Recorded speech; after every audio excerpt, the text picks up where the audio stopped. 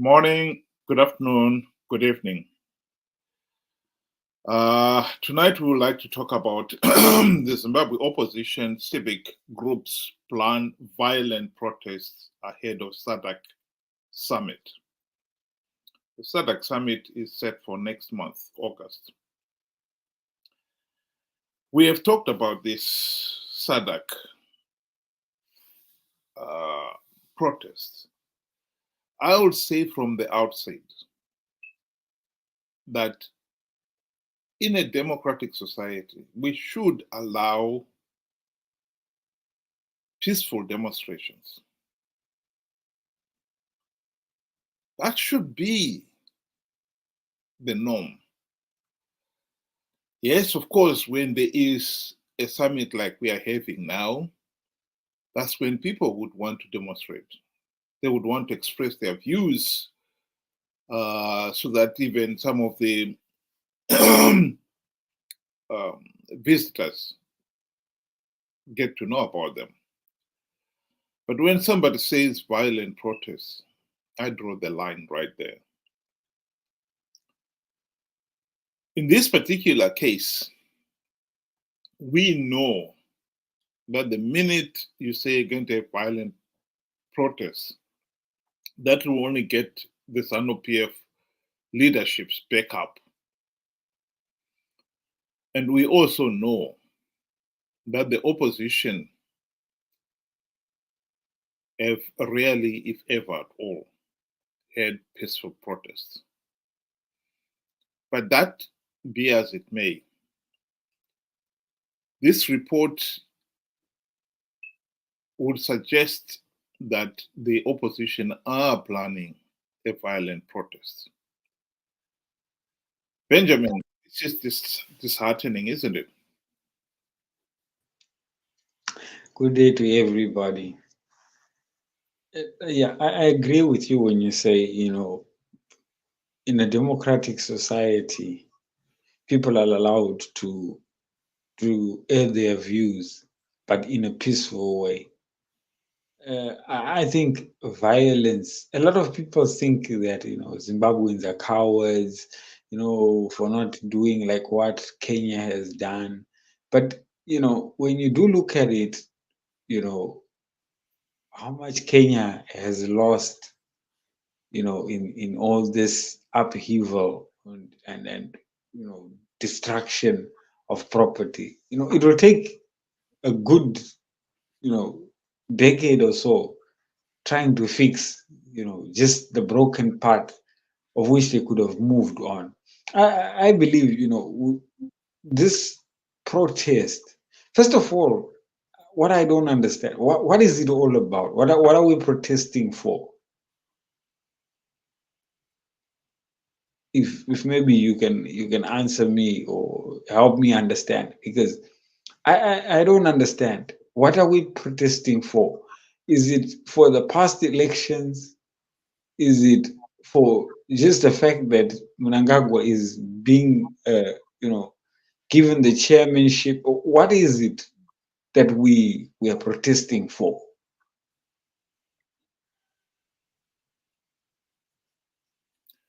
Well, if we go by what Chamisa himself has been saying on the subject, he and some of his own supporters have been saying is that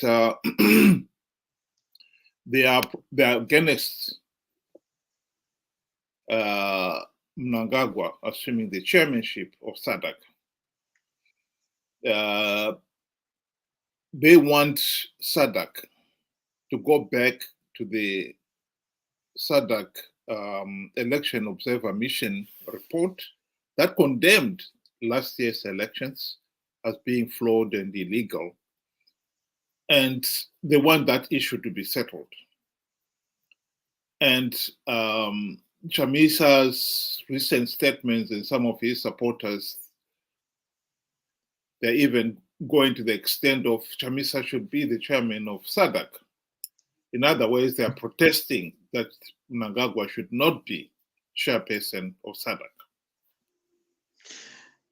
So To my understanding, the main focus here is not to grant Mnangagwa the chairmanship, and then everything is okay.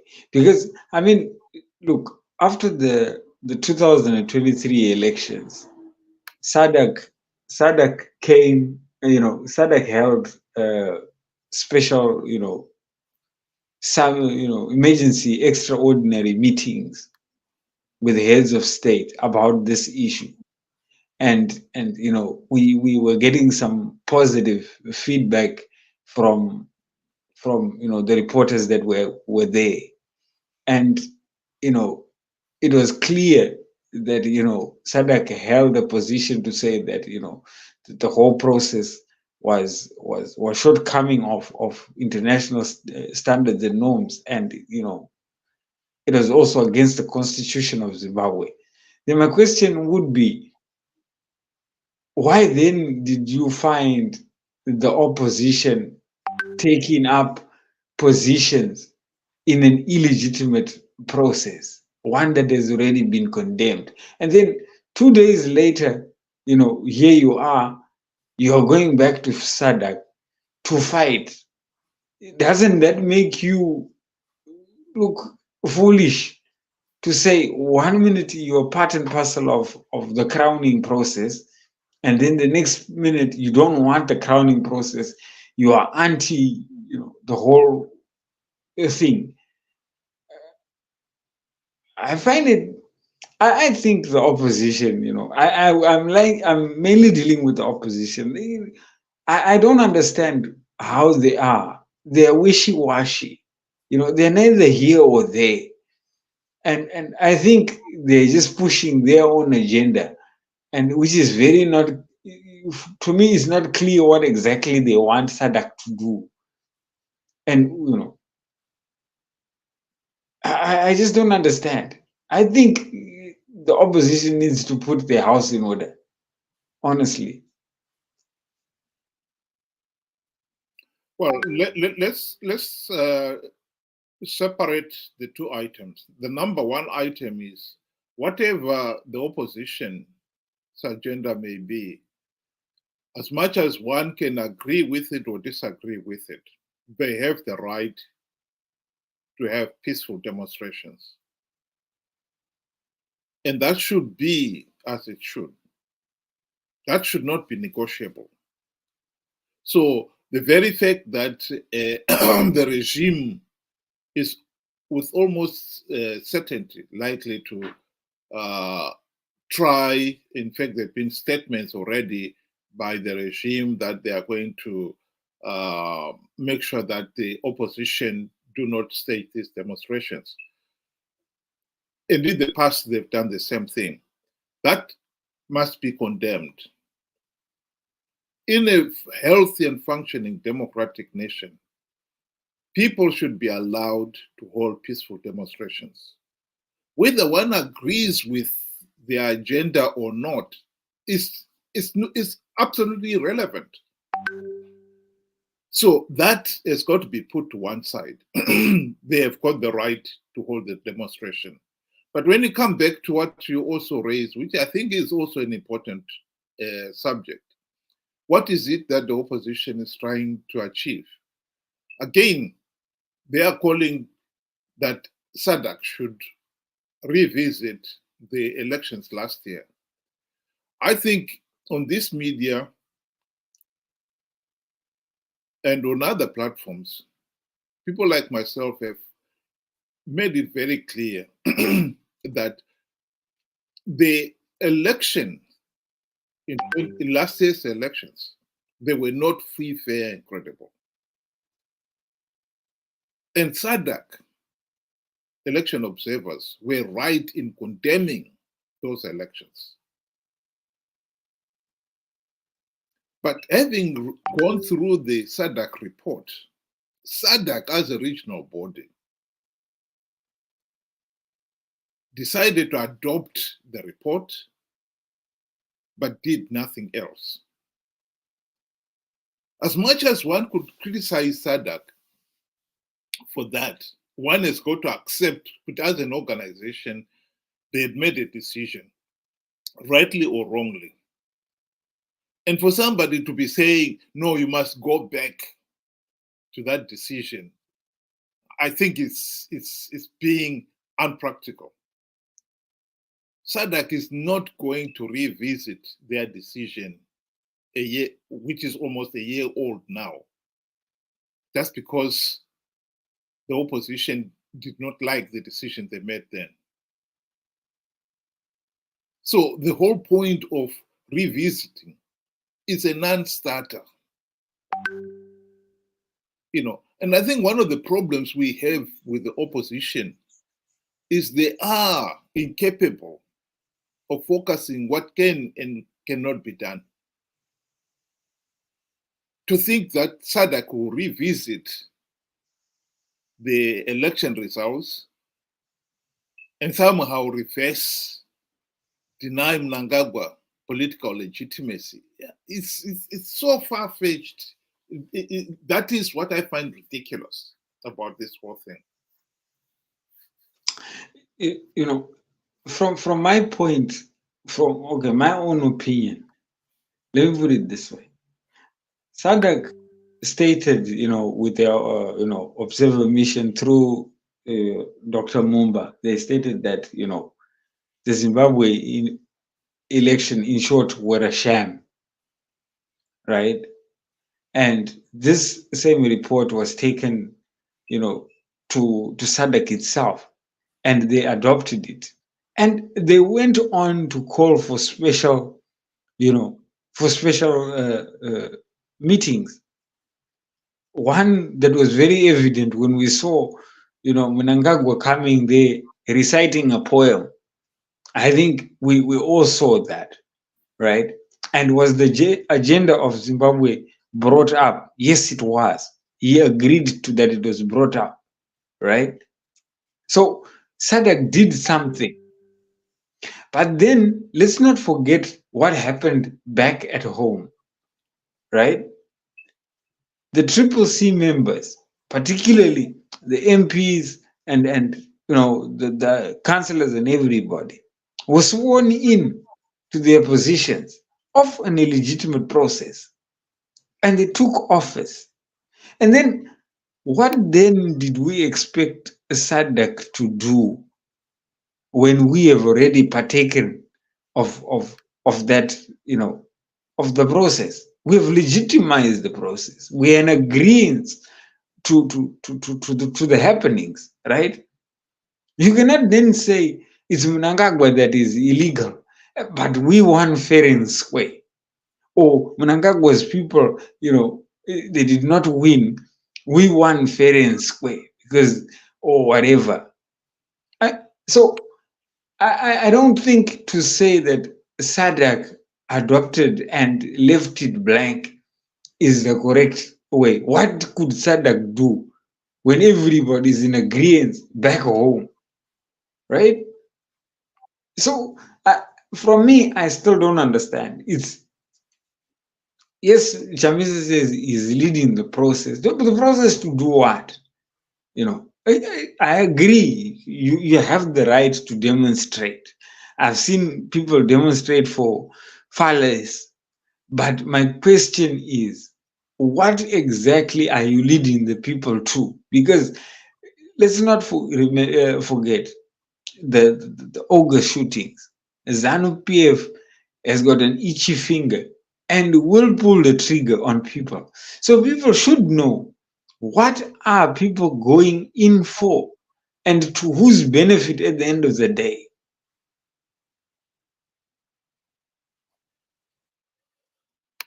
Yeah, I I think that point has got to be made, and there's got to be made very emphatically, that it seems to be a problem with the opposition.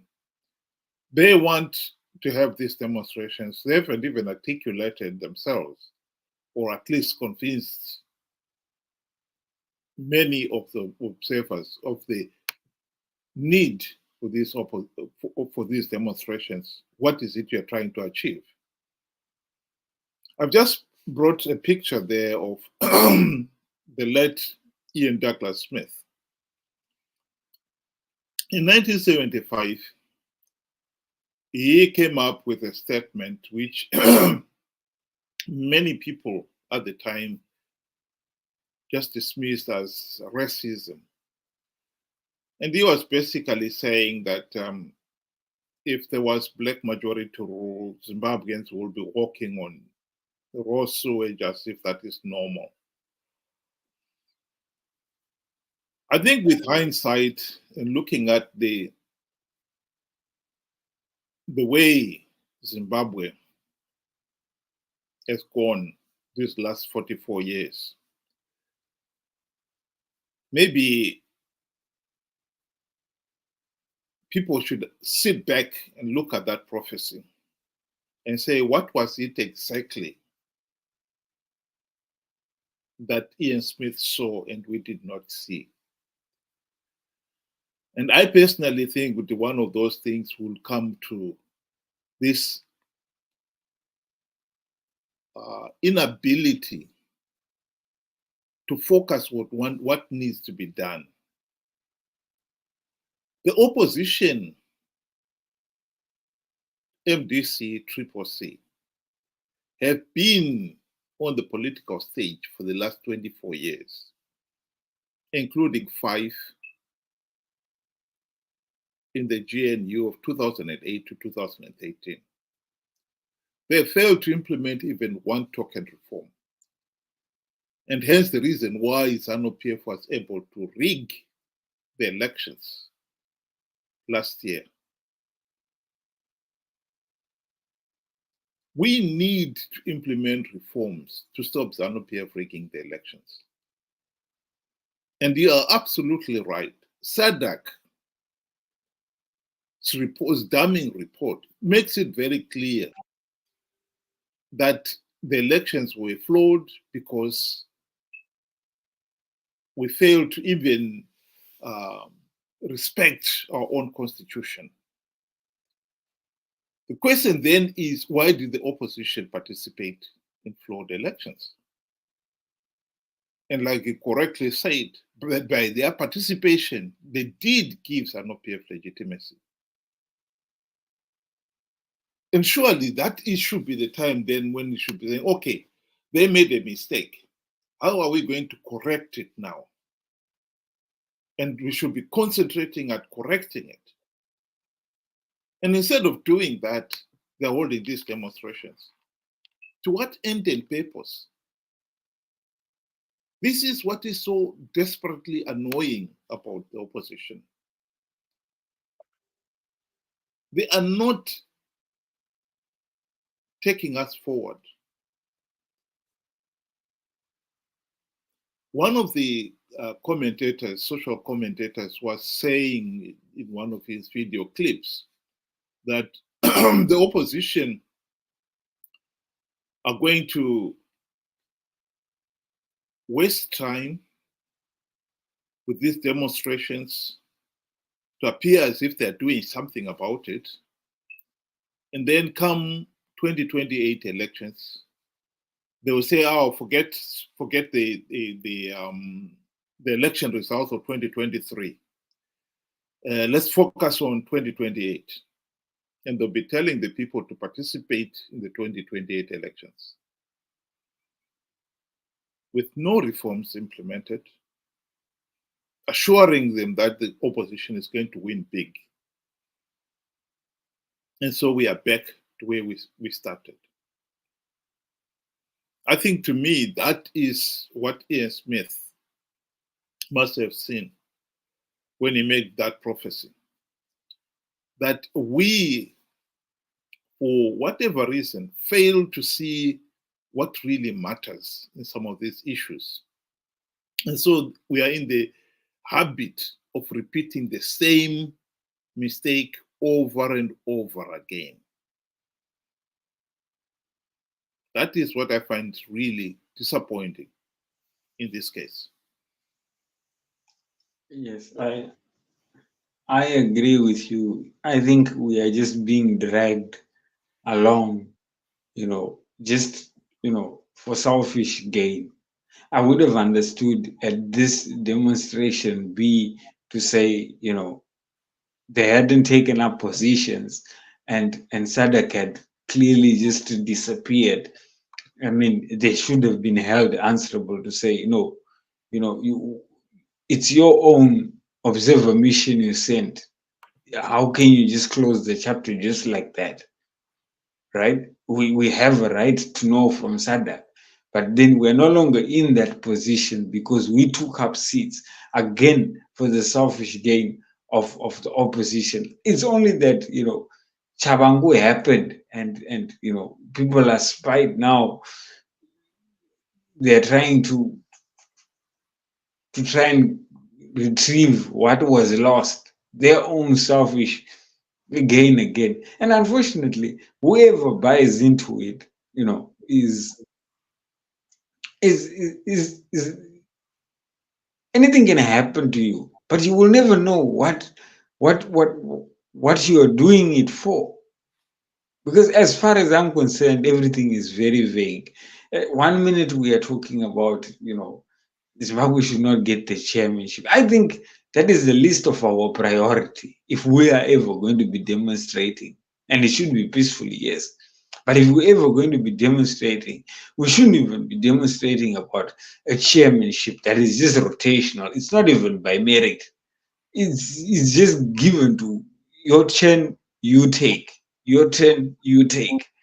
So it really doesn't matter. And I don't think it's that prestigious anyway. But Zimbabwe has got more problems.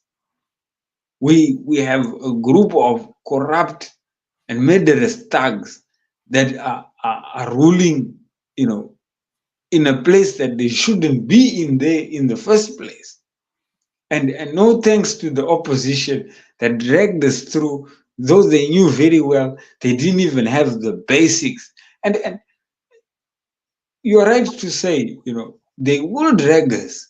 Once they've done this and they've shown the people that surely they're on our side, people will gladly follow come 2028, because this is the opportunity, to showcase that, they are on the people's side. Yet they are not on the people's side.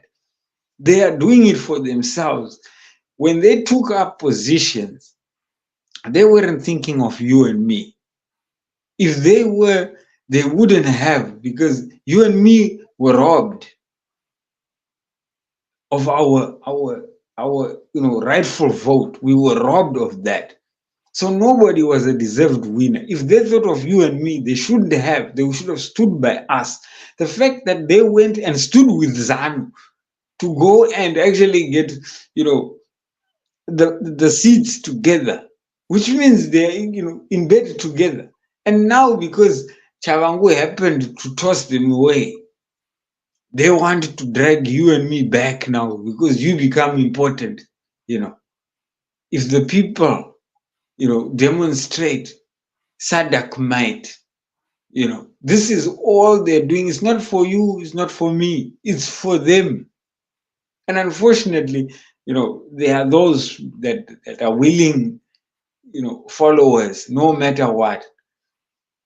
It's a matter of choice at the end of the day, I think. One can decide to die for something that they are absolutely unsure of, and others would want to know first why we are doing this and why now. So yeah, in the end, I think one has to be wise to when making a decision in regards to this matter. That's what I have to say in conclusion.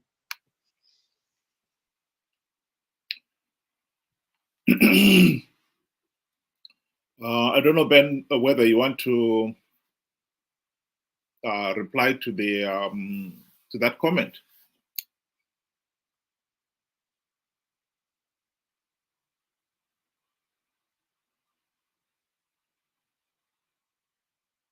So our viewer says, if indeed the opposition tries in 2028 to fool the people into participation in the elections with no electoral reforms, they will be hammering the last nail into their coffin.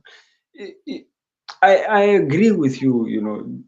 They will lure people, into participation, and unfortunately, unless the people actually wake up to see for themselves that they are being used, it's not to their gain. The opposition will not die. It will lose popularity, but it will not die, because you need an opposition. Chamisa has got plus 2 million, strong followers that will go no matter what. I mean, look, before we even went into the 2023 elections, there was no verified voters roll. The delimitation, exercise was such a mess, but that did not stop people to go and vote. The people of Zimbabwe are triggered by just easily conned by just the smallest incentive. Just this going to march is an act that is good enough to sway people back to the opposition side. And it worries me. You and me are very much the same. We are very worried to say, if we participate again in 2028, of course we are going to get the same outcome. Zanu PF will rig the elections and they will continue. Another term with this kind of lifestyle. It's sad. It's really sad. I'll give my closing remarks in answer to Edwin there by playing this video clip of Dr. Nevas Mumba advising Zimbabweans what we should be doing. And I totally agree with him. We should be focusing on implementing the reforms so that 2028 elections are not a repeat of 2023 elections. Well, thank you so much. First of all, let me be clear that the changing of any dynamic or situation in any of our African countries is a preserve of the citizens of that country, in this case, the Zimbabwean people. An election observation team goes there to support the process by observing and being able to release a statement of our observations that, for instance, in Zimbabwe, we raised several issues of transparency and also the independence of the Electoral Commission and things which happen in many other countries, But at the end of the day, once we produce the report and make it available to the Zimbabwean authorities and eventually to the Zimbabwean people, it really remains the preserve of the Zimbabwean people to fight for the freedoms that they need themselves and to correct those issues that have been observed. The reason why we have multiple observation missions is to ensure that, there is a comparison, taking place between the SADC report and the European Union report, the African Union report. And then they can see that those issues that repeat themselves in all these reports, it's up to the Zimbabwean people. And this is where I appeal to all political leaders, not only in Zimbabwe, especially the elections that are coming in Mozambique, they're coming in South Africa, in DRC. Well, I think he could not have made it any more clearer than that. We have had a history of disputed elections. And yet, time and time again, when it comes nearer the elections, the same people, the same opposition who will be complaining that elections were rigged are the ones who will go into those elections with not even one token reform implemented. Then they make a big fuss about it, about rigged elections. And yet they are the ones who were saying, oh, we've plugged all the vote rigging loopholes. We've got to stop this madness. This issue of trying to force SADC to revisit a decision that they made a year ago is ridiculous. We are just wasting our time and SADC's time. The opposition is just marking time here. You ask them on what are you going to do to make sure that 2028 elections are not a repeat. They will not tell you. How will these demonstrations stop 2028 being flawed? They will not tell you. This is why we keep going round and round in circles. We should be occupied with getting the reforms implemented and understanding that until the reforms are implemented, we are not going to participate in these flawed elections. I think now that is a challenge that we've got to educate the ordinary voters, particularly some of these die-hard opposition supporters. Because if they participate in their millions again, SADC, as much as they may come and give a similar report, damning report of the 2028 elections, they'll find it very difficult to deny Zanu PF legitimacy. Because people will say, well, Zimbabweans participated in their millions in these flawed elections. Why are they the ones who keep on participating in these flawed elections? Our last report was very clear. This process is flawed. And we have just heard there the chairperson of the SADC Election Observer Mission saying you must implement those changes. Those things that keep recurring, you must correct them. And yet we are ignoring it. And instead, organizing, I hope they're not organizing violent protests, because that will just only be inviting the regime to act with its usual violence. The most important message I'm sending here is that we should be focusing on implementing reforms to make sure elections are free, fair, and credible. Thank you very much, Ben. And for the listeners who were able to join us tonight, thank you very much for joining us. Have a good evening. Thank you. Good evening.